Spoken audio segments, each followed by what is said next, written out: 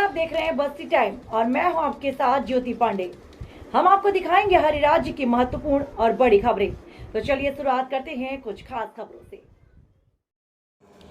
बानसूर में भाजपा की जिला पार्षद के घर पर मंगलवार की देर रात बाइक पर सवार होकर आए बदमाशों ने घर के अंदर घुसकर फायरिंग कर दी और फरार हो गए। फायरिंग की घटना घर में लगे सीसीटीवी कैमरे में कैद हो गई। घटना हरसौरा थाना क्षेत्र के गांव मुगलपुर की, जहां बाइक पर सवार होकर आए 3 बदमाशों ने भाजपा जिला पार्षद पूर्ण चंदेला के घर पर फायरिंग कर दी, फरार हो गए। जहां घटना के समय घर के सभी लोग सो रहे थे।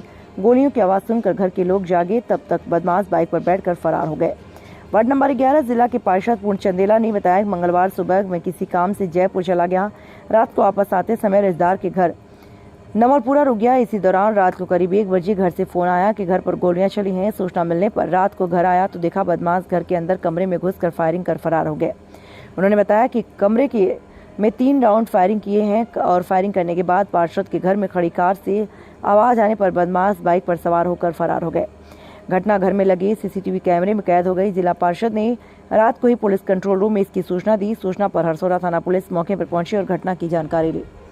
हरसौरा थाना प्रभारी बनवारी लाल मीणा ने बताया कि रात को पुलिस कंट्रोल रूम में सूचना मिली, मुगलपुर में जिला पार्षद के घर पर फायरिंग हुई।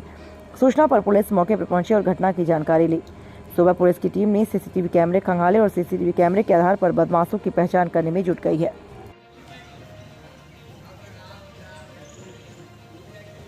बानसूर में जो ये घटनाएं हो रही हैं उससे लेकर ये लगता है कि इन अपराधियों को राजनीतिक संरक्षण मिला हुआ है और ये अपराधियों के लिए स्वर्ग बन गया है। गोलीबारी करना आम बात हो गई है। उठाईगिरा, जेब कतरापना और लोगों को पैसे लूटना, महिलाओं से छेड़छाड़, बलात्कार, ऐसी रोज़ घटनाएं होती हैं और एक ही दिन में ऐसी दसियों घटनाएं इस क्षेत्र में हो रही हैं। मैं इसकी भर्त्सना करता हूँ और मेरी ये मांग है कि इस तरह की जो फायरिंग होती है, हमारे ये जिला पार्षद भारतीय जनता पार्टी के पूर्ण जी चंदेला हैं, सामाजिक रूप से प्रतिष्ठित व्यक्ति हैं और इनको वैसे भी लोग भगत जी कहते हैं।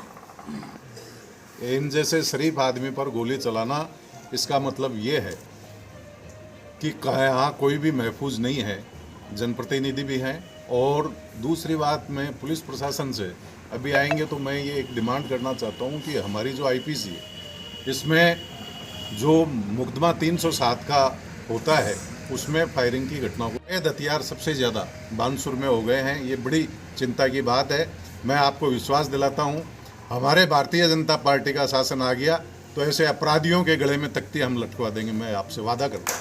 सर, आज ये इस तरह की हर घटनाओं के लिए प्रधानमंत्री जी स्वयं चिंतित रहते हैं, लेकिन आप देखिए 25 करोड़ की आबादी का प्रदेश हमारा उत्तर प्रदेश, वहाँ की केवल राज्य सरकार ने उसको कंट्रोल कर लिया। तो ये एक सीधा सा कानून व्यवस्था का प्रश्न है।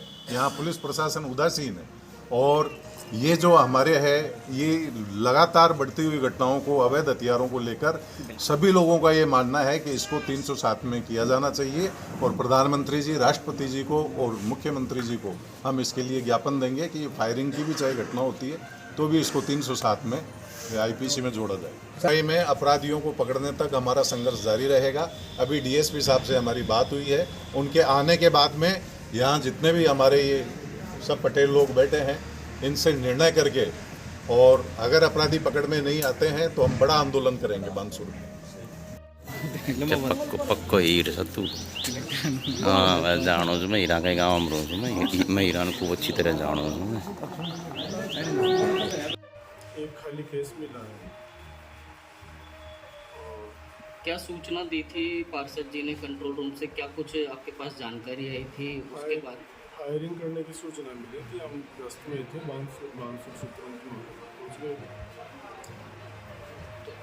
अभी मौके पे क्या कुछ पुलिस को बरामद हुआ यहाँ से जब आप आए थे?